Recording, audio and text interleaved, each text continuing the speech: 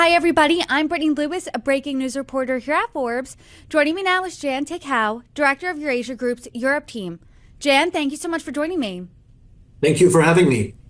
We're at a really interesting time when we're looking at worldwide elections, and I would love your perspective here, especially from Germany, because we've seen this global shift to the right in recent elections, and Germany has seen a rise in momentum for the Alternative for Germany party. It's a far-right party.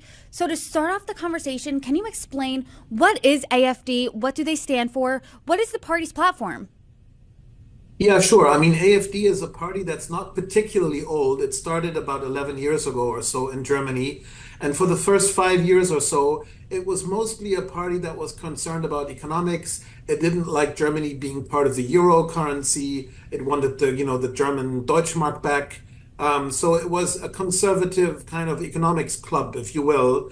And then about 5, 6 years ago, that became a lesser concern, and the whole party started to be really energized by migration issues, by other more far right, classic topics.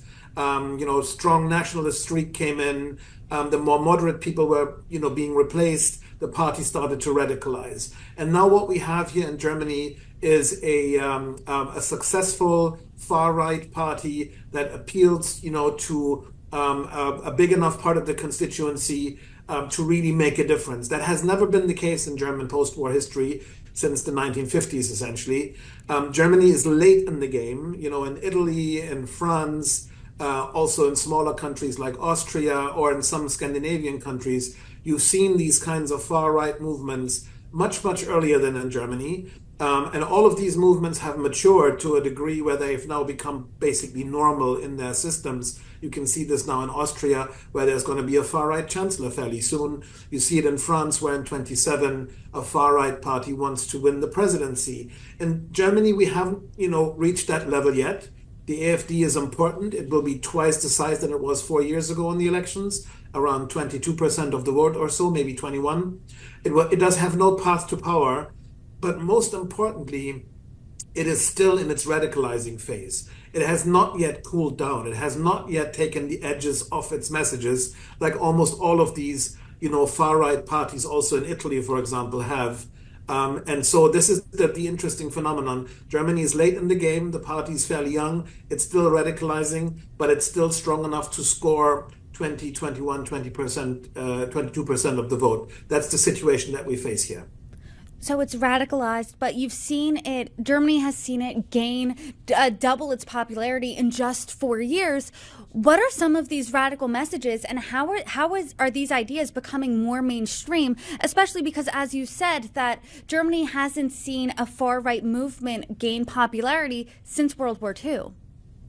Yeah, the main driver of this phenomenon is migration, as it is almost everywhere else, including the United States, including the UK, where, the far right and the more conservative forces have all been energized by the migration issue. And that is certainly the case here in Germany. It's the number one driver of their popularity. The European and the German asylum and refugee system was built for very, very small numbers. And basically, since the early 2010s, we've seen an increasing number of people, coming to Europe, ending up on our borders in our countries. It culminated in 2015 when we had this famous, migration and refugee situation. And, when, a huge intake came in within a very short period of time. Around this issue, all of these parties have energized and partially radicalized. That's really the number one driver. This is a classic, far right thing. Close the borders, Germany for the Germans. Don't give handouts to them. Welfare state should be curbed. Don't let them enter the workforce. Get them out. All of this, of course, now also being partially fed by genuine problems on the ground. This is not just a problem of the far right imagination. This is a genuine problem on the ground. Housing them, feeding these people, schooling them, is a huge burden on the administrative skills of people on the ground in the municipalities, in the small towns. So the issue is a genuine issue.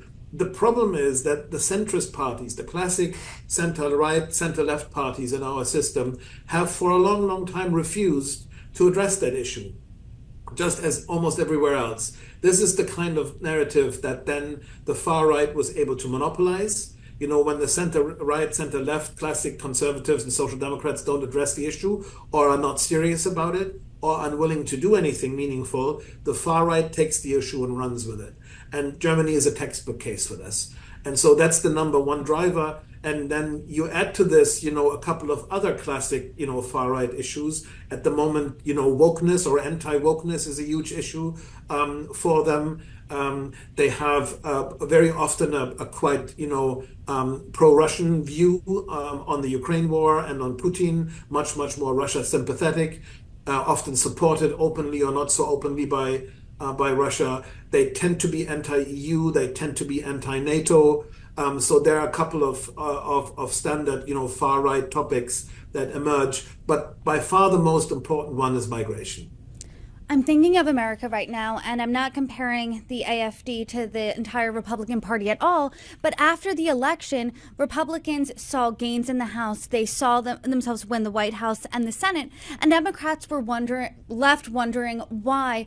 And that was because, based on my conversations, that Republicans really picked up and ran with a message that was really resonating with people when it came to things like the economy, when it came to things like migration. And then afterwards, Democrats have wondered, hey, should we move our messaging more to the center, not to the right, but at least move it a little less from the far left?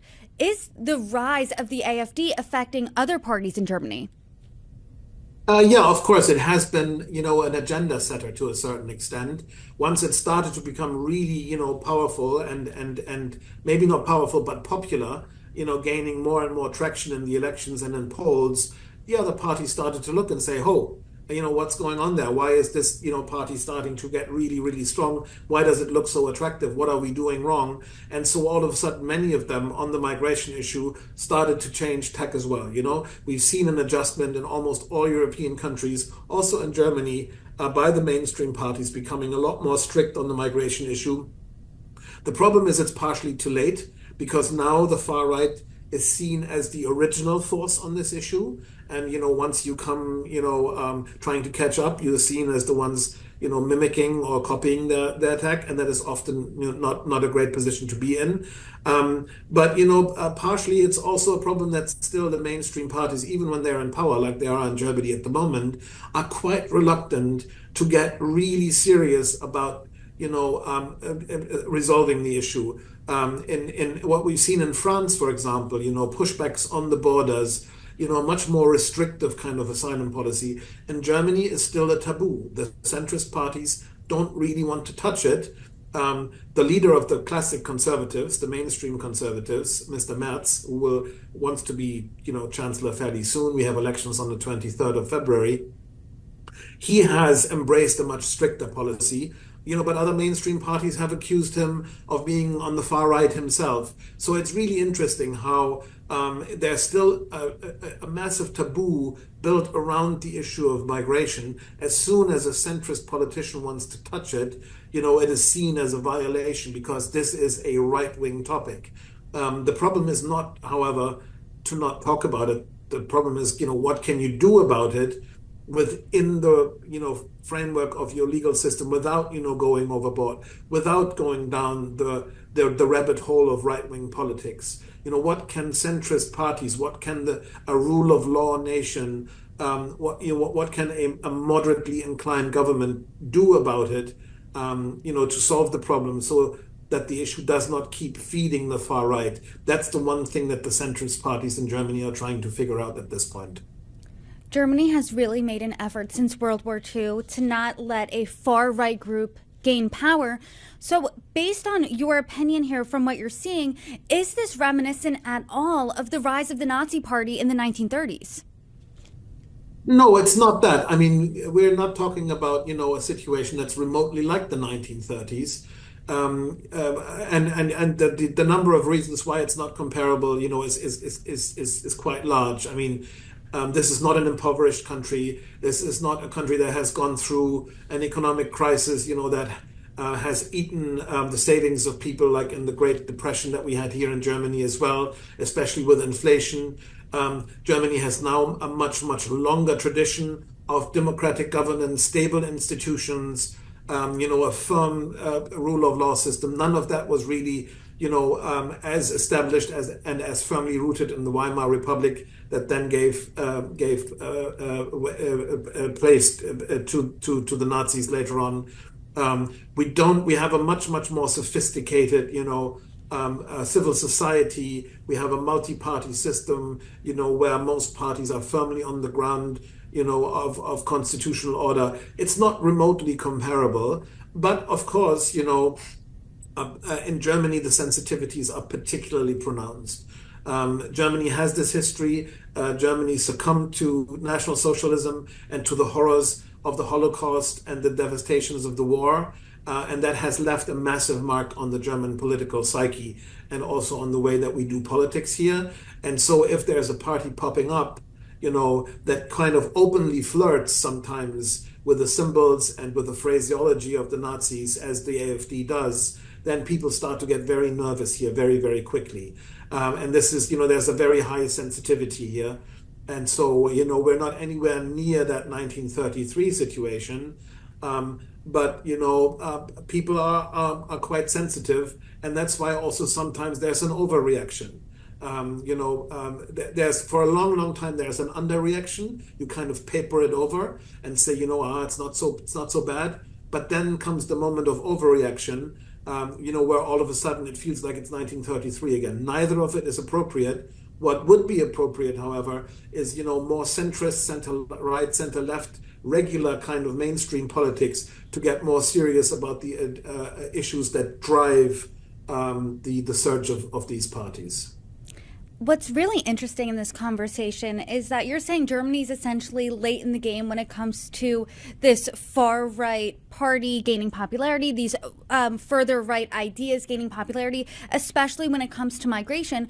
What do you think, if any, the impact of the AfD's rise will have or does have on the entire EU?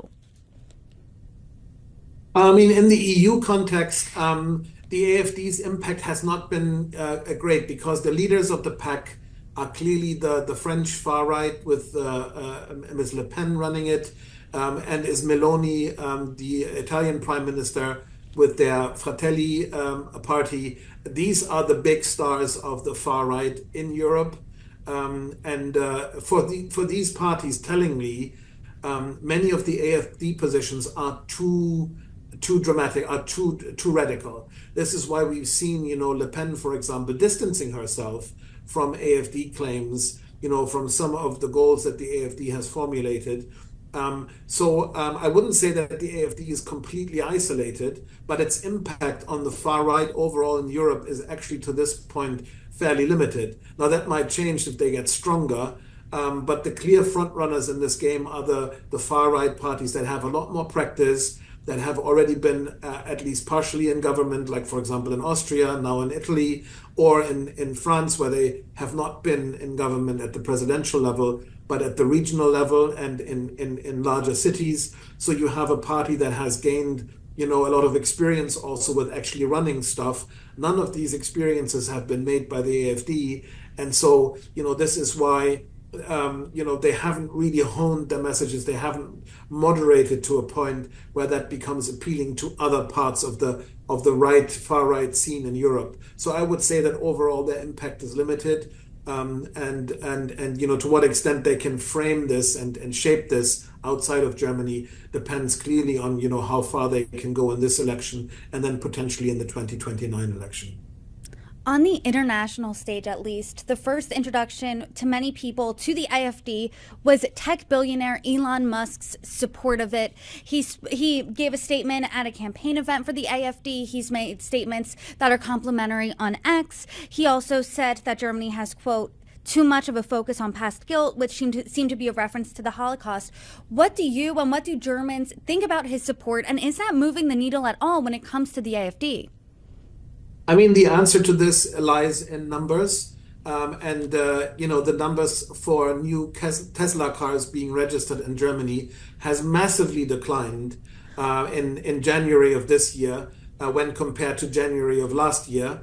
And that the same thing is the case in France and in other European countries. As soon as it became clear that Musk was firmly on the Trumpian side, taking the sides of funny smelling parties here in Germany and elsewhere, then all of a sudden his product became a lot less popular as well. So Germans are by and large and very broadly very critical of Musk and his involvement in the German campaign.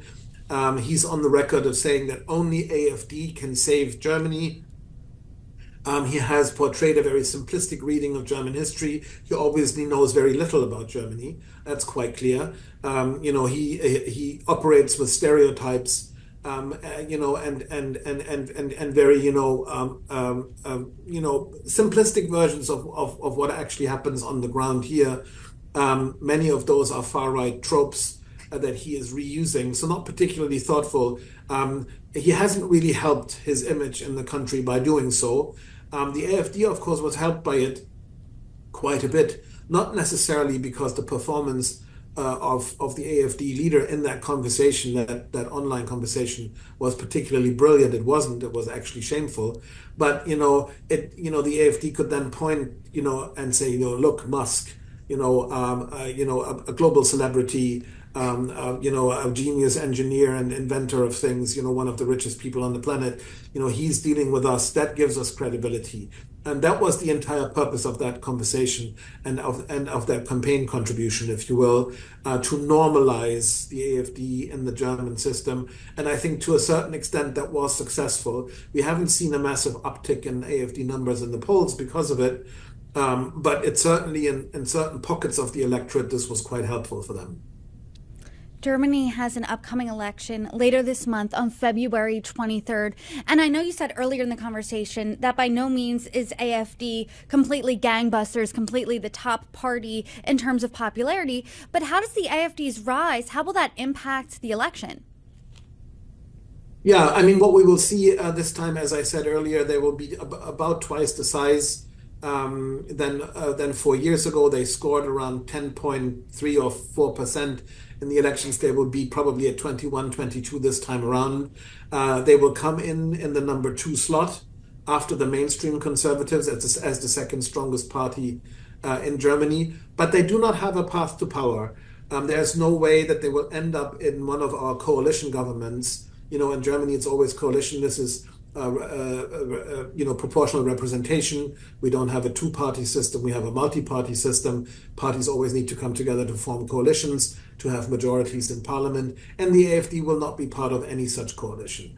And so they will be firmly outside. They will be leading the opposition in the next parliament. That's pretty safe to say. So their actual impact in the sense of being a kingmaker or being an indispensable force to forge a majority, that role is not for them this year. And they know this. They're eyeing already the 29 elections 4 years down the road, when they hope that again the centrists, the center right, center left, will not have delivered, will have performed subpar, will not have tackled the migration issue. The AfD will do everything to make the new government look inept and indecisive and not up to it, so that in 4 years the reckoning can come. The strategic sights of the AfD are on the next election, not so much on this one. That doesn't mean that they do not have an impact. The most important impact could come on fiscal policy. Germany has a very intricate, debt-making mechanism in place that basically limits the annual debt making any government can do. Additional borrowing is just capped at a certain level. If the next government wants to change this, it will need a 2/3 majority in parliament. And there is a scenario in which the AfD could end up with a blocking minority together with a few other radical parties, so that they, have more than 1/3 of the seats in parliament and thereby make this kind of constitutional reform impossible.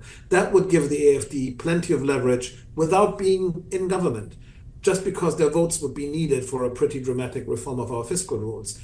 That's the scenario that we're all looking at. We will know on election evening whether that will come to pass or not. If the AfD, by some sort of quirk and by some sort of, a positive constellation from their perspective, ends up in such a position, then their leverage over the next 4 years would be quite significant. Outside of this, the AfD will be the largest opposition party. They will try to drive the agenda from the outside. They will try to radicalize the agenda, especially on the migration issue. And Germany is a federal system. We have states, federal states, like the US does. We will have state elections upcoming in 26, a few important ones also in the eastern part of the country where the AfD is strong. They will try to leverage their success in these state elections to also gain traction at the federal level. Jan, I really appreciate your expertise here today for breaking this down with me. And I hope you can come back on post-election. We can do a breakdown then at the end of this month. Thank you so much for joining me. You are welcome back anytime.